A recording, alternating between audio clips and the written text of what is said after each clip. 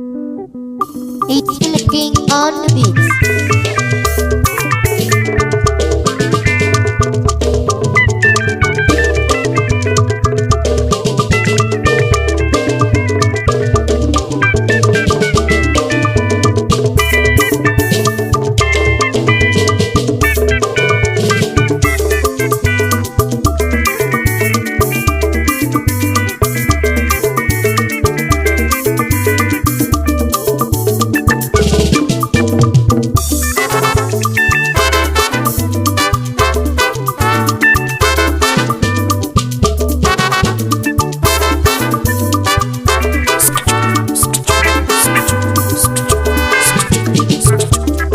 Itefula dakwa zanu eze ngoli o yes sir mekene ndi ama manu ndi ama fajeru butike ndi ama ndi chuku gozila gozoni ndi ama fajeru butike ndi ama andi ezumu ndi ama fajeru butike ndi ama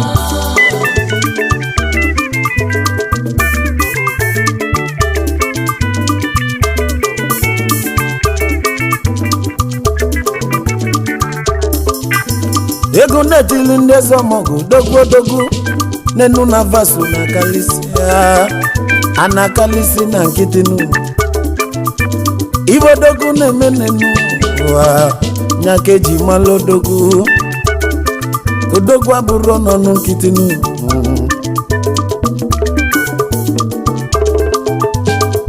abụrụ okonyera na-ede nenu wa onye melu ya na-ede fonye melu kantelu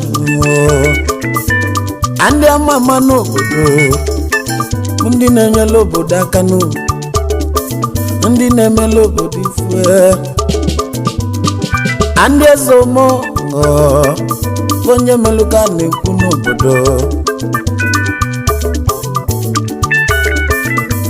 abatazie n'ime obodo na onwelu ndị eji bili andi eji asa obodo anya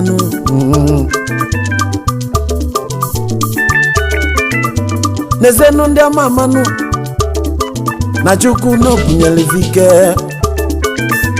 chukwu n'ọgọziri vagozi onenu investment n'ọkalila akalinu ego va n'ọkalila akali aga m ekwo na ihe alụ nyakeji malu fanu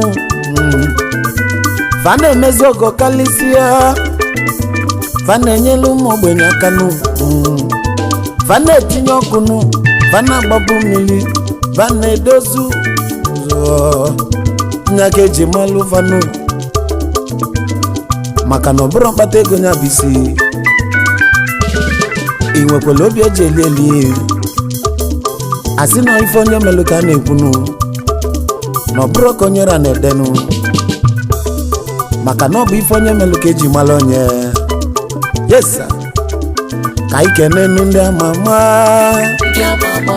fajeru butike ndi ama fajelu butike na mba niile ndi ama fajeru butike ndi ama Gambia kaba bizebi ndi ama andi ezomo andi ọma ndi ama fajeru butike ndi ama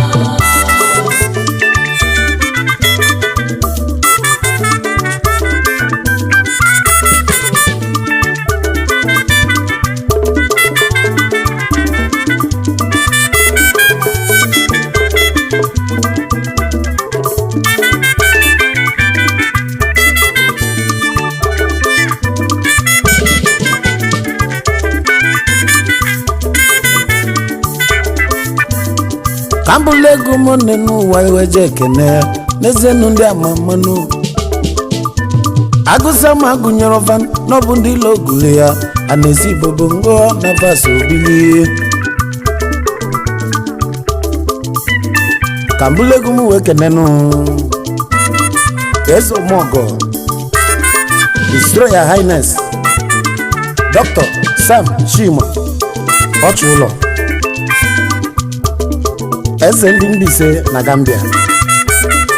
Ikemba 1 of Imo State na Gambia. The Apostolic Church Igbo Field Title King Solomon of our time.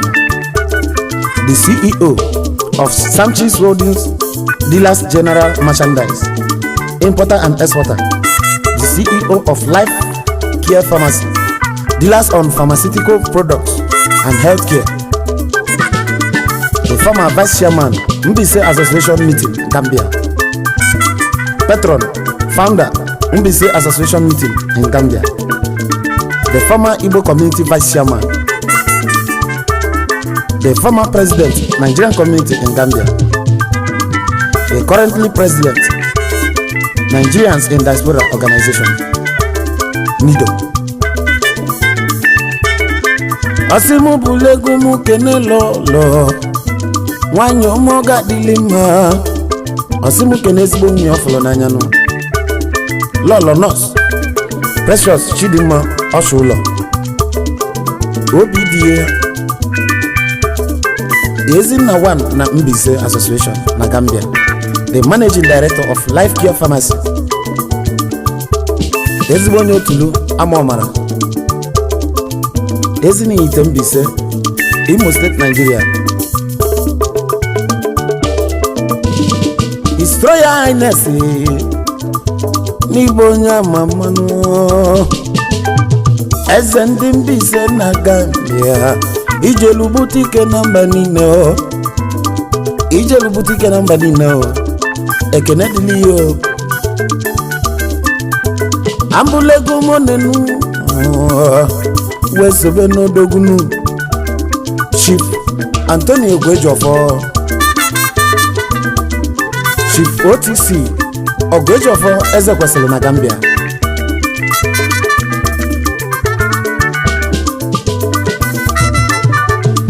Chief Majidugo, co-founder Njikoka Family Meeting. The CEO of Ogweji Trading Company Nigeria Limited. The CEO of Gluttonous Enterprises Limited. The former chairman Igbo Community Gambia. The former vice chairman Nigerian Community in Gambia. The current chairman Igbo Council of Chiefs Gambia. A member of Organiru Age Grade Adazian. A member of Ohanese Igbo Worldwide. Elder Njikoka Family Meeting Gambia. Chief OTC, the first Igbo chairman that celebrated the first New Yam Festival in Gambia. Chief OTC, former Vice President, Nigerian Community, Gambia. Osimu Bulegu Kenelolea. Lola Mrs. Ebere, Ogwejofonu Nenu Godia. Adabweze na Gulwe. Mama Barrister Juliet Ogwejofo. Adnemulu Chioma Chiedozie and King David. Eyisi Nwajidugo One Adaziane. Ezbonyezi Etiti Adaziane in Anambra State, Nigeria. OTC kanyigeso monejeje monana no. Ojelu butike namba nine no. Obodo egwelugo no so na mmanwu. Ibu anya mama na Gambia no. Iwejeze butike namba nine no. Ezo mogo dalu ni so bili. Abulego monenu. Geno nyamuma chukunu. Onyozi chukwu Reverend Pastor Chuks Ndijamaka. Orikaze 1 of Umoji Eboma Uguta. Akwebebe 1 Numoji Kingdom. Nwoke Ejejemba. Omekanaya, CEO of Sinubus Drugstore Gambia. The hand that healed, the Master of Medicine, Senior Pastor, Light of the World Christian Fellowship International. Lamin Krewan, City of Light, a member of Eboma Brothers United in Diaspora, Chief Welfare Director, the Vice President, Obaokum Sons, the Governor of Osadebe, Uguta Indigenous Gambia Chapter, a member of Igbo Association Family Heads, Regional Pharmacy Technician in Central River Region Gambia, Missionary for Jesus Christ Kingdom Work Advancement. Asimu kene loli yanu eze wanyo gadilima Lolo Mrs. Massachusetts Obidia Ezbonyobo in Sierra Leone, a virtuous woman, business initiator, Gambia, Sierra Leone, dealers of original palm oil, Origeza Mwafo Umoji in Eboma, Oguta in Imo State, Nigeria. Igbo onye mama n'obodo niile, Igbo onye mama na Gambia, iwe jeze mba niile webuli ike n'ụlọ. Ekene dịlụ ndị amama fajere butike ndị ọma agụsị ama gụnyere ọfane ndị amama ọ bụ ndị lokulu ya ndị ọma n'ezie nụ na vaso bili ndị amama ndị eze ọmọgụ kalịsịa ndị ọma fajelu butike nụ ndị amama fajere butike ndị ọma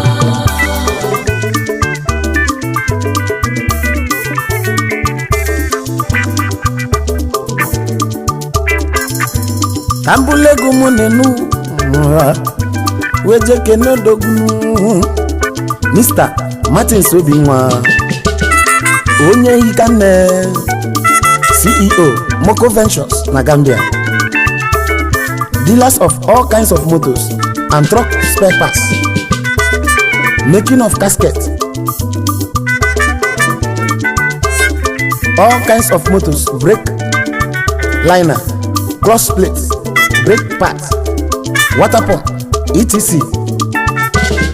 Patron, IPOB worldwide, former Igbo community na Gambia, chairman IEC 2016 and 2020 Igbo communities election Gambia, elder Njikoka family meeting na Gambia, co-founder of Anambra State Association Gambia, a member Otalibo Foundation worldwide.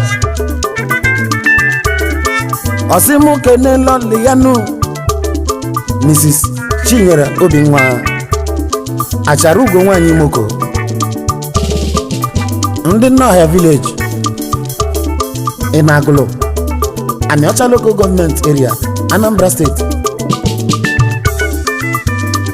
Martin Sobinwa n'ibuzi onye amama ijelu mba niile nu wewe bulike ezomogo nọ ya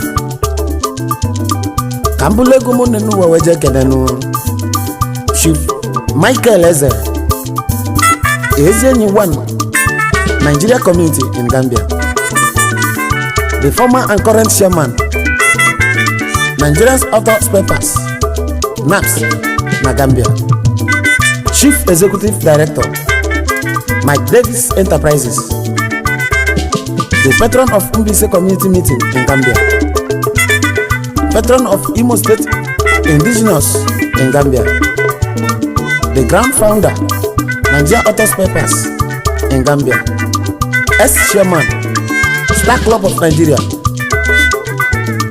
the patron of all patrons. Osimu kene loliano Lolo Mrs. Elizabeth Obinere Achalugo Nkembo Numuatum Obama in Ezini Mbise, Imo State, Nigeria. Igbo onye mama o ijelumba nina webulika no nezenu isobili na Gambia no kambulegu muke nodogu Chief Ikechukwu Peter ebe ọ ka mma World Lab International na Gambia, omimi Nnewi 1 na Nnewi, Inyaba Okudakuludike 1 na Anambra State, CEO Italam Plaza in Gambia, dealers of all kinds of motor and truck lamp and parts, importer and co-founder Real Men Auto Spare Parts in Gambia, the chairman of Real Auto Spare Parts in Gambia, co-founder of Happy Hour Family Club Gambia, the vice chairman of Happy Hour Family Club Gambia, co-founder Long Life Family Club in Gambia, the secretary general Nkembo na Long Life Family Club Gambia, the former vice president Nnewi Family Meeting in Gambia, former vice president of Anambra Packers Union in Gambia, a member Igbo community in Gambia,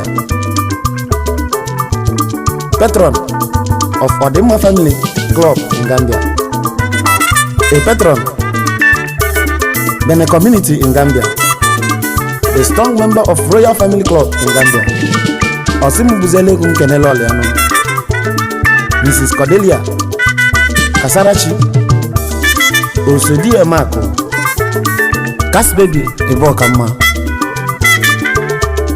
Odibeze, Mama Deze, Mama Chimobi, Mama Mesoma Chukwu, ezigbo omimi Nnewi, Pet Ikechukwu Ibokama Nnewi, Inyaba Okudakuludike Umudim Anambra State Nigeria, Worldwide Lamp International, Igbo onye mama n'obodo Gambia o jelu butike na mba niile Kambulego musobodogwu Mr. Emeka Ngonade Emeka Brikama na Gambia, Nwarupuako Afunwe Lotenna na Umudinkwa Nnewi Anambra State, Okuroka na Gambia, CEO of Excellent Beauty Fashion in Gambia, dealers of all kinds of ladies beauty fashion and decoration, CEO of EE Ngonadi Ventures, dealers of all kinds of building materials, industrial tools, construction fitting and electrical, CEO of Triple E Group of Companies, dealers on accessories, co-founder Long Life Club Association in Gambia, a member of Nnewi Family Association in Gambia, a member of Igbo community in Gambia, a member of Nigeria community Gambia, Osimubulegu Nkenelole Ano, Lolo Mrs. Chinyere Christiana, Ugo Chazula Chazue, Ahudia, Igbo onye mama n'obodo Gambia, Ijelu butike na mba niile, ezigbo onye Umudinkwa Nnewi Anambra State Nigeria, Gambia base n'Ijelu butike ka ike nenu ndị amama fajelu butike ndị ọma ndị ezomogo dogwu ndị amama fajelu butike ndị ọma obodo kwelugo na faso na kalisia ndị amama fajelu butike ndị ọma ezienu ndị ọma ndị amama fajelu butike ndị ọma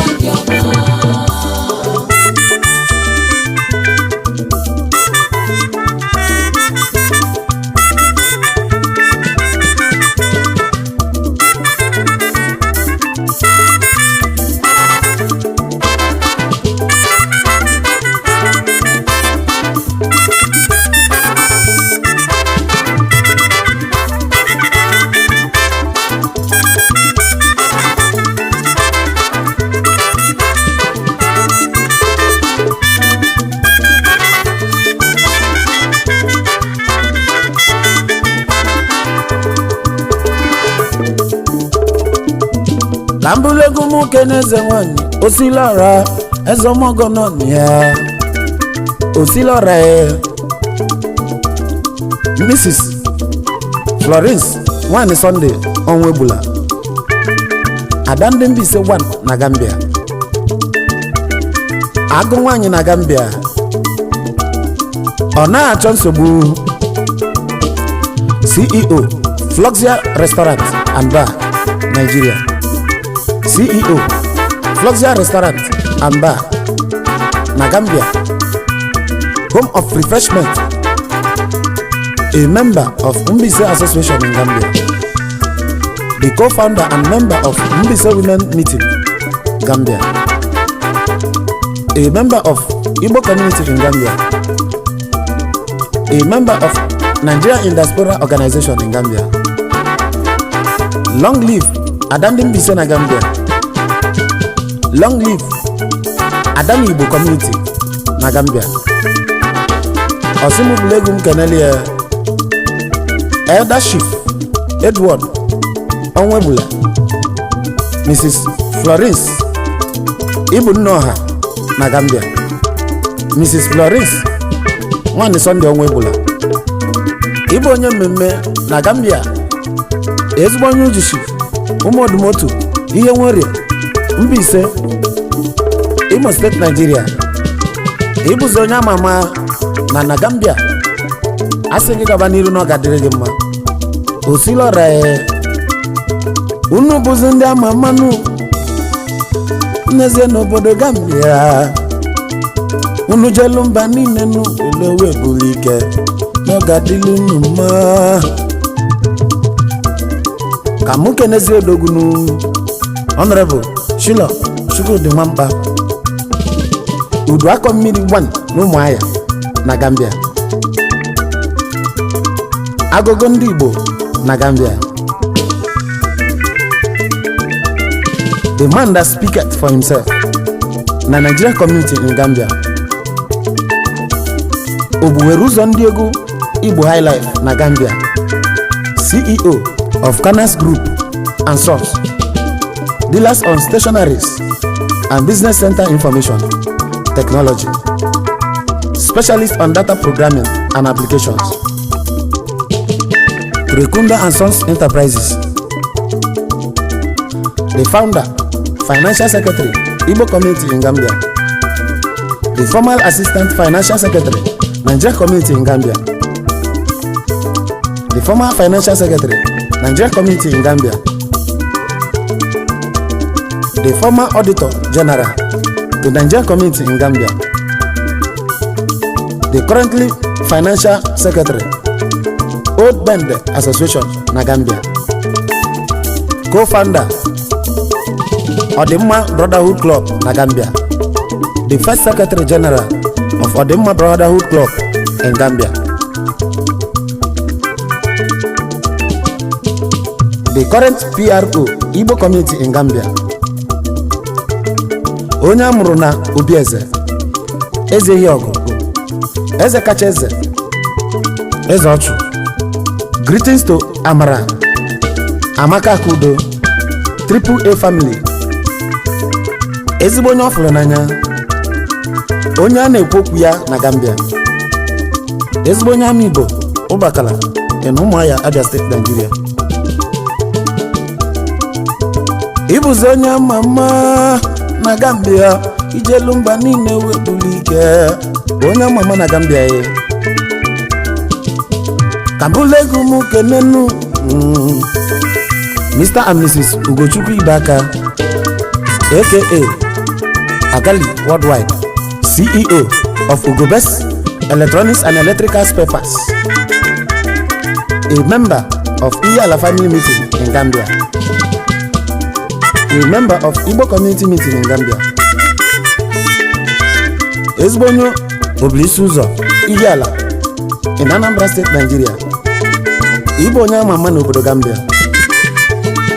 Ijelu mba niile weburu ike eze nwanyị dalụ ọlụ n'Egoso. Kambulegu mu kene show promoter odogwu eze omogono Mr. Iwunze Uche Nelson, Elda Ụmụmbieri na Senegal, enyi udo ka mma nke izizi na Lachimbieri, Uche Bowas na Lisbon, Portugal, Uche Mbaye na Senegal, Ọgbaka Rioji 1, Azụaka enwe nkwupụwa 1, Mmecha Ọhịawa na mba niile, Ogbuwere ụzọ ndị egwu Igbo highlight na mba niile, an international music promoter worldwide, the founder of Dakar Pioneers in Senegal, founder of Ndị Odioma United Friends Club, the founder of International Friends Club worldwide, a member of Alaba Alaba Friends Fan Club Bamako, Mali, a member of Imo Progressive Union Bamako, Mali, a member of Links Friends Club Cyprus, a member of Obi-Wan Friends Club Algeria. Asimubulegu kenenu lol yanu onye gadele manu Lola Mrs. Iwunze Mary Blessing Ọgadimma Nwokoro, eze nwanyị enyi udo ka mma, ezigbo onye Mbitolu, Imo State, Nigeria. Enyi udo ka mma ịbụ onye ama ama na mba niile, worldwide base na edoso gaba n'iru na Chukwu kwe na azụnụ, eze ọmọgọ dike. Yes sir. Ndị ama ama bụ ndị eji mmalụ obodo, ndị eji bili obodo, fabata n'ime obodo dị ise akalia, fabata n'ime obodo asọlọkụ fa na-emekasị obodo ka ike nenu ndị ama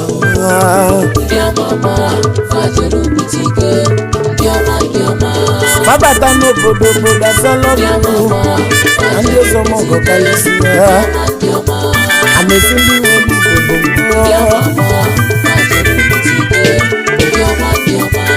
ego fa n'ọkalila kali